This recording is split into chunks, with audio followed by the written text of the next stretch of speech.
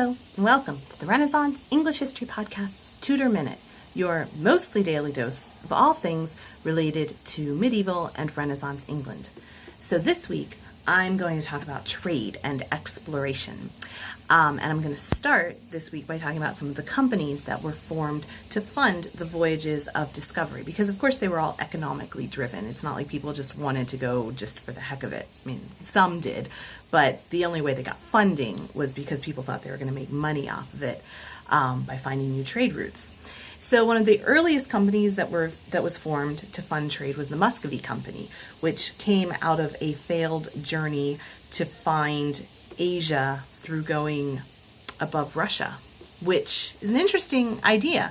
But it didn't really work because the ice packs were so bad and the people got stuck in the sea. But they did find the Moscow, so they started a trading relationship with the Tsar, and out of that came the Muscovy Company, which actually, if you go to Moscow today, you can still see their headquarters, and the Queen visited it several years ago.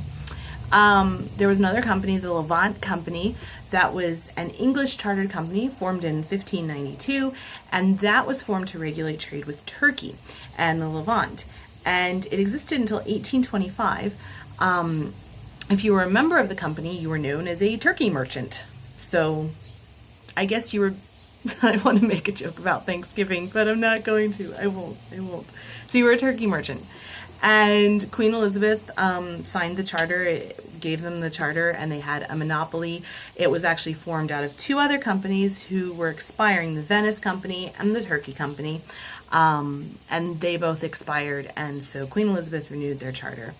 And they existed until 1825, like I said. So then probably the most famous one that we know about in America is the East India Company, which was an English company that was formed to explore trade with the New World, with the Americas. And they actually fought with the Dutch, because there was a Dutch East India Company as well. And they had a lot of arguments with the Dutch about who had the rights to this place. At one point, Henry Hudson went and explored for the Dutch, and he was considered a traitor because he was really English. There was a lot of back and forth with that. But the English East India Company is largely responsible for the fact that the East Coast was populated and was explored. And so that's the one that we hear about the most in England. So those are just three of the different trading companies. There are a lot more, but this is already 3 minutes long, and it's only supposed to be a minute. So to learn more about the Renaissance English History Podcast, you can go to http://englandcast.com, www.englandcast.com.